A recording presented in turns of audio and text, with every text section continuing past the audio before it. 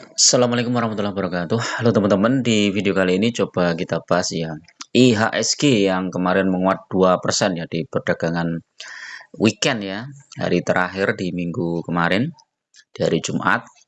Dan ini apakah akan benar-benar IHSG itu terus naik ataukah ini hanya sesaat teman-teman ya. Jadi kalau kita lihat ya beberapa hari yang lalu ini IHSG sempat turun terus kemudian setelah itu naik lagi ya. Nah, beberapa saham yang mulai naik itu ada banyak teman-teman ya, termasuk beberapa saham bank, kemudian saham pertambangan ya, komoditas juga naik ya. Nah, ini kita lihat 5 hari ini naik 9,8%, tapi kalau 1 bulan masih turun ya 10,6%. 6 bulan turun 30%, year to date juga turun 31% ya. Tapi dia sudah rebound dari harga terendah nih IHSG. Ini di harga berapa nih? 5.300 ya. Terus kemudian BI ini dana asing masuk 19 triliun, saya BI rate naik, rupiah ikut menguat ya. BI rate naik, kemudian rupiah juga menguat, dan IHSG juga menguat ya. Nah, ini sebenarnya momentum yang tepat teman-teman ya. Cuma kita tetap harus melihat global teman-teman, karena perkembangan terkini ya di Timur Tengah atau di Iran masih terjadi serangan yang saling serang ya antara Amerika dan Iran ya. Dan sepertinya itu nggak akan reda, dan selama itu di Teluk itu tidak ada perdamaian ya, ekonomi dunia itu akan seret teman-teman.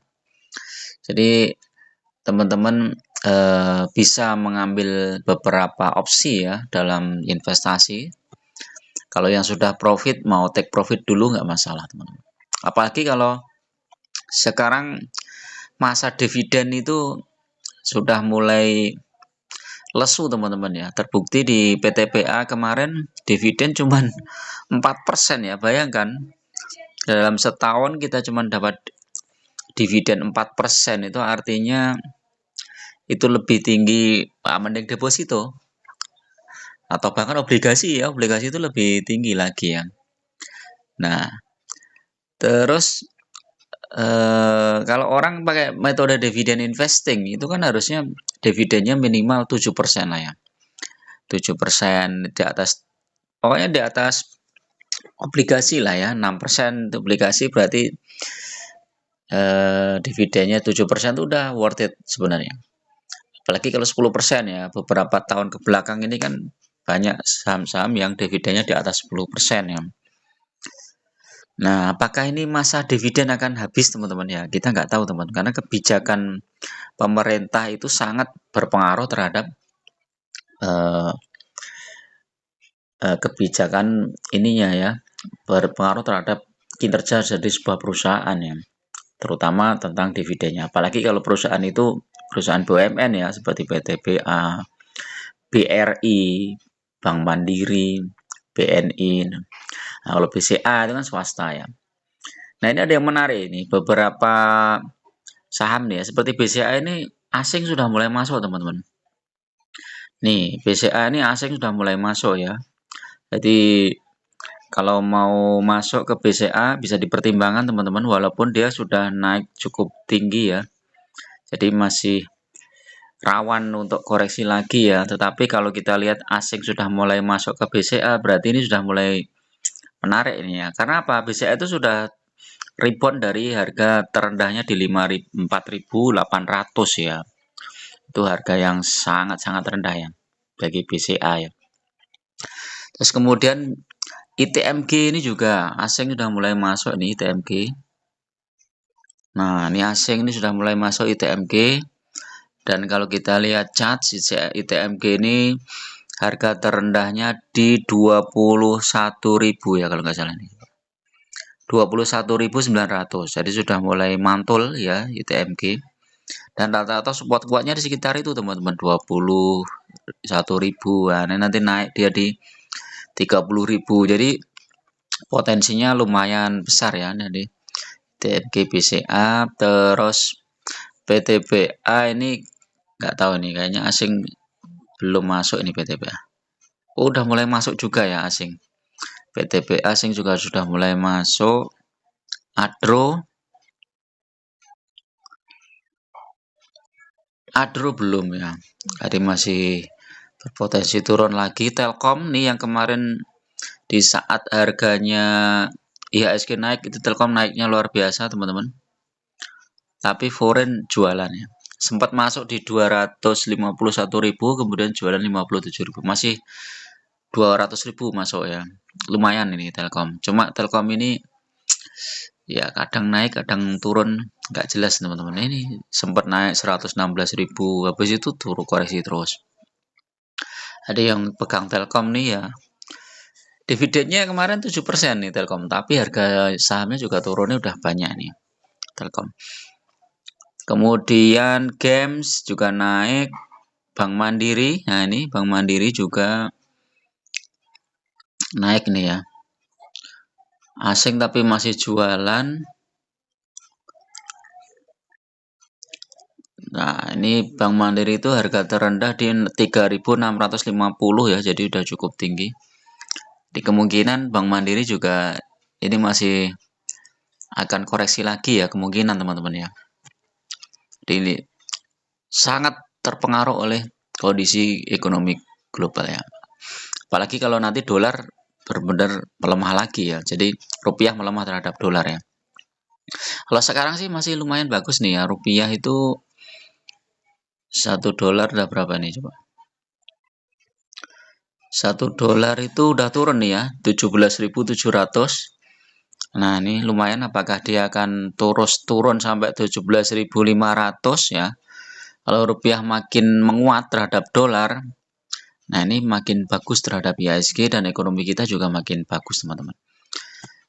Karena apa? Harga minyak juga turun ya. Harga minyak itu sudah turun sekarang ya. Harga minyak ya.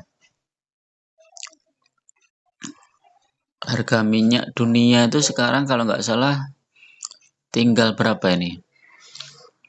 $84 ya. Wah, ini makin turun ke 84 atau bahkan ke $70. Wah, makin bagus lagi nih teman-teman. Jadi kita nggak terlalu bengkak ya subsidinya ya. Dan kemungkinan harga BBM juga bisa turun lagi ya. Ya kita berharap ya. Jadi strategi apa yang harus kita lakukan? Teman-teman tetap fokus ya di saham-saham yang dividennya cukup gede, dan untuk sementara mungkin teman-teman bisa lihat ya nanti kebijakan dividen di saham-saham sektor perbankan ini harusnya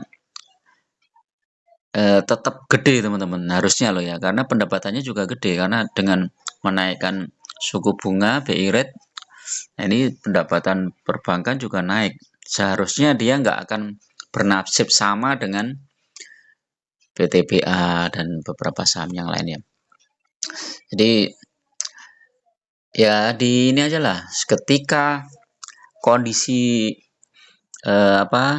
harga sahamnya turun ya, ketika itu kita mulai masuk bertahap.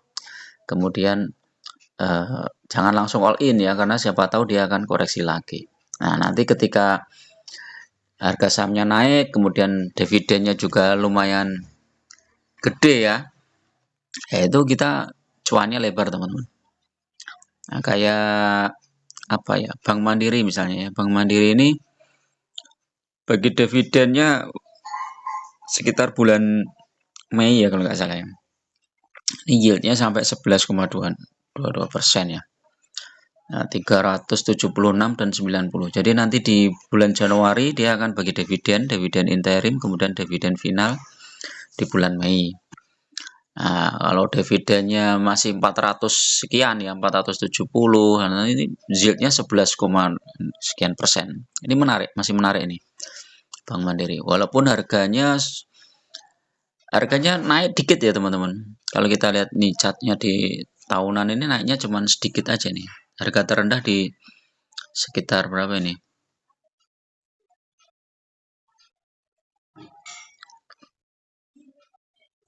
3.840 ya, harga terendah. Ya, dia udah mulai naik. Bisa jadi dia menantikan rebound ya, naik ke atas sampai mungkin akhir Juli ya, sebelum nanti koreksi lagi ya, akhir Juni atau awal Juli sebelum nanti koreksi lagi, dan nanti rebound lagi sampai akhir tahun biasanya kan gitu teman-teman kalau kita lihat. Bagi teman-teman yang mau ini ya, yang mau mendiversifikasi ya, sahamnya juga bisa ya teman-teman, karena sekarang harga emas itu turun. Teman-teman bisa mulai beli emas ya, sebagian dimasukkan ke emas, dan kita persiapan juga ya kalau misalnya nanti benar-benar terjadi krisis besar ya di dunia ya, karena kita masih mencatat ya bahwa Warren Buffett itu masih punya cadangan krisis ya, uang cash yang sangat besar. Berarti ada keyakinan bahwa suatu saat ya, entah nanti 2026, 2027 atau 2028 itu akan terjadi krisis besar, dan itu akan membuat bursa saham seluruh dunia juga rontok semua ya, seperti kasus Covid seperti beberapa tahun yang lalu ya, 2020. Oke ya, itu dulu teman-teman untuk review saham pagi ini, mudah-mudahan bermanfaat. Tetap gunakan data dan fakta dalam berinvestasi, jangan terjebak di saham-saham gorengan. Lebih baik fokus di saham-saham yang fundamental bagus dan syukur-syukur bagi dividen yang gede dan rutin ya. Bagi teman-teman yang mau gabung di grup, silahkan klik gabung, biayanya murah aja, cuma untuk traktir kopi. Teman-teman bisa request saham, bisa juga bedah portofolio. Saya doakan teman-teman semua sehat, bahagia, dan semoga selalu dalam lindungan Allah SWT. Terima kasih. Assalamualaikum warahmatullahi wabarakatuh.